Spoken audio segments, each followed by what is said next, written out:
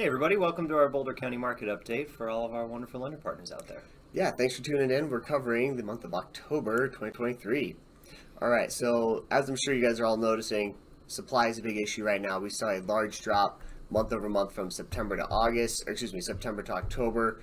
13% drop month over month, and we're still down compared to last year. So supply is going to continue to be an issue, especially as we enter into November and December. The good news is under contracts and solds did not follow the same trend as our supply line. So that's a good sign. It's still tightening out there. So we actually may see some nice price stability in the market, which means deals may be a little bit harder to have. Not harder, but not as frequent as they were maybe even a couple months ago when we had more supply. Absolutely. So let's kind of dive into supply here just a little bit. You can see down in the bottom table, we're talking by city, right? So there's been a big shift in certain markets, right? Not all markets. Superior is absolutely flat from a month ago, but somewhere like Niwot or Erie, they're down 20+%. And so when you see that in the marketplace, you're just seeing things change pace at different speeds, right? Like Longmont is only down 6% off from their inventory levels, so they just didn't have a ton go under contract, but we saw a major shift in new inventory coming to market. Yeah, and this is the big thing, is we can see where last year we had that big shift in inventory around November. We're a month early this year, and you can just see that it's that that purple line, and just that dramatic drop there on the right of new listings. Right. This is normal this time of year. I just think it's really important to articulate that, and just to see 371 new listings coming to market in October is very normal, right? It's almost like this every year outside of 2020. So, and that's right, because I'm sure you have a lot of clients out there who are pulling back on looking for their new homes, and that's normal for this time of year. That's why we've always said, and it always has been, you can find really good deals at the end of the year. Seriously, because people who have a house on the market this time of year, it's a need sell, not a want sell. Right. So that's where you can partner with your agents on keeping those people and keep updating those those pre-qualified letters with the change in interest rates, so they can go, oh, I can't afford this next jump. So that's just another good way to reach out to your clients and your agents.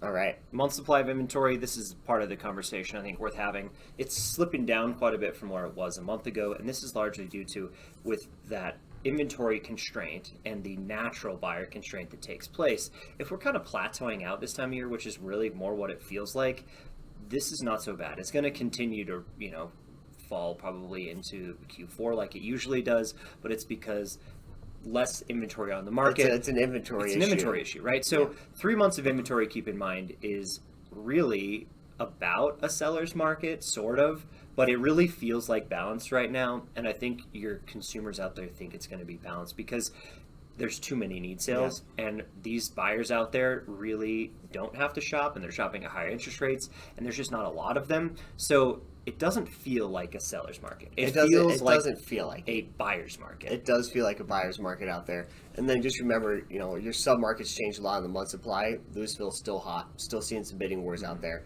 So just some anecdotally to keep an eye on.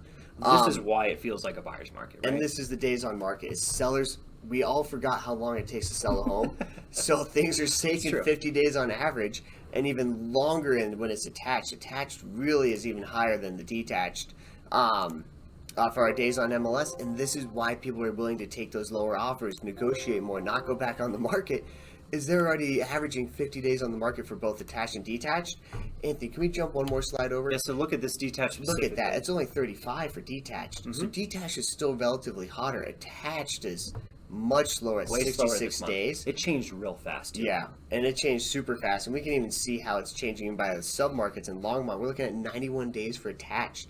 So that's really tough to sell that. The one thing is, if you were in Longmont, it didn't seem to change much. If you were anywhere else, good luck, right? I mean, that's just kind of how it's felt. Now, the bigger thing than just attached or detached, I really think that the price points are where you need to focus, because that cost of money, like we've been talking about a lot, is really prohibitive to buying houses if you're a consumer, right? So this is what you talk about all day long. We can really see this, right? Yeah, these are your slides, right? This is what you do. You can see the active units of inventory have been crawling up. They've been creeping up for some time, but the sold units have been slowly creeping down because it's the end of the year. It's the seasonal change. Just less volume. Right. And then we can really see how it's almost three different markets of, that under 500, 500 up to about 900, almost a million, and then that million plus, and then that super luxury. It's three completely different markets out there, and this is really our month supply of well inventory tells articulated it. in this one. I think this is This much tells easier us to work what's with your going on. clients. This is where you show them. This is our opportunity range. This is where our competition ranges are. But then look over to the right, and our days on market are still over 30 days. It's still taking a month on average. Right, everywhere. Anywhere. And so that's the best thing to notice for your clients. It's okay if properties are sitting. That doesn't mean there's something wrong with them. Let's keep reiterating that. Throw an offer out there, right? Tell them to put an offer in if they like something. Even if it's a low ball, just get it moving. Yeah, and honestly, I know a lot of people out there are getting some good deals. It's November, right? Don't forget, November is the best possible time to buy houses, maybe other than Christmas week. So November and December as a buyer, I really think you got to lean into that. Maybe call it Black Friday shopping for your real estate. That's right. Yeah, it's the year that Don't tell feels listing like agents that, but yes. All right, so let's take a look at this sold just a little bit. Year to date, we're down about 14.5% from this time last year. I think that's okay to understand what that means. But most of the submarkets actually year to date have really done, I mean, they're all fairly consistent outside of Niwot, which Niwot's tough because 2 extra sales changes the numbers drastically. right, The exactly. sample size is too But small. it really is, it's pretty stable out there. I think the moral of the story that we keep trying to tell is just the stability in Boulder County. Yeah. And how it's stable in prices. Solds are very, even if sales drop quite a bit, it's because of the stability in the marketplace. And I think this kind of shows that pretty well. And we can really see that in just how different our submarkets are. And the L's, the Louisville, Lafayette, Longmont, much different than the Boulder and Superior markets. It's a little bit of that price and its desirability and what you can afford. So it's really interesting to keep an eye on those submarkets, especially on the solds and where the prices are. You really wanted to cover this one. And this is why I really want to talk about it, is look at our TTM change. So our TTM change is that prior 12 months to the previous 13 months, from 13 to 24 months. So it's year over year averages. And we can see how sticky our prices are. And I think that's really important when you have clients who are nervous about buying and buying in Boulder County. Am I buying at the peak? Is it not at the bottom yet? Am I buying and going underwater? This is a slide you can show and say, yeah, we've dropped slightly compared to the last 2 years. But it's really stabilized. But we're really stabilized. When you compare to a national side and you really compare to the long-term, real estate investment, we're in a great position. And I really think you can see a lot of the country have some fallout. So, right, we're definitely this time of year, we're going to get into Q1 or we're going to be looking back on Q4. And I don't think there's going to be some pretty numbers in, some parts of the country that are they're just not resilient, right? And so when you see this in the, the Boulder County market, I think you can really just see why people should be buying here. And with high interest rates and the front range, no better time to buy. Yeah. So, and with Boulder County and the front range, we still have more jobs coming, and more jobs equal more people, and that means we have more people wanting to buy and need to buy houses. So that's really just the base level economics of it is jobs equal housing and equal people. So we have great jobs, and we're going to keep seeing this trend through. Yep. You can see here that we're really down into more of those necessity sales, right? Now that we're down that 15% from even last year, and we are still having, people out there buying and selling real estate. It's very consistent, though. We're not seeing those huge swings. Like in a massive buyer's market, you see buyers dictate everything, right? When there's a lot of people out there, they buy willy-nilly whenever they want. Well, they like to buy and move in the spring and the summer. But when you get into a market like this, necessity sales, where there's not just a lot of buyer activity, it really flattens that curve out quite a bit. And you can see Q4 is seeming to be looking pretty good so far. Yeah, so far. And this is where we've been saying this. Hopefully we'll make up. We've been trending right around 14 to 15% down compared to last year, really for the majority of the year, it feels like. I think we could probably. And we're hoping that we can maybe lower that, shorten that gap a little bit compared to last year. If we really hit 12 or something, that would be really great. Yeah, and we're hoping we'll have some legs here in November and December, just based on sellers are kind of being more realistic of what the market is, and they can't just throw a number against a wall and have it stick. So we're seeing that happen. So this is where, we're really hoping for the market, and especially for y'all, we'll get some more deals going and have a nice end of the year and start off into January well. Yeah, you can really see there's only a couple markets that are a little bit of an outlier here, and Lafayette being one of them is down about 19%. But that's because of inventory.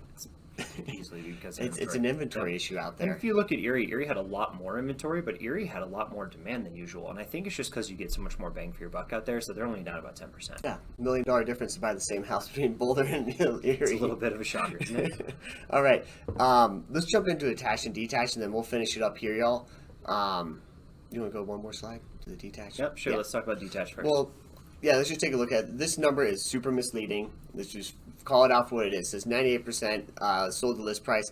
That doesn't include your concessions. That doesn't include any price adjustments prior to going under contract.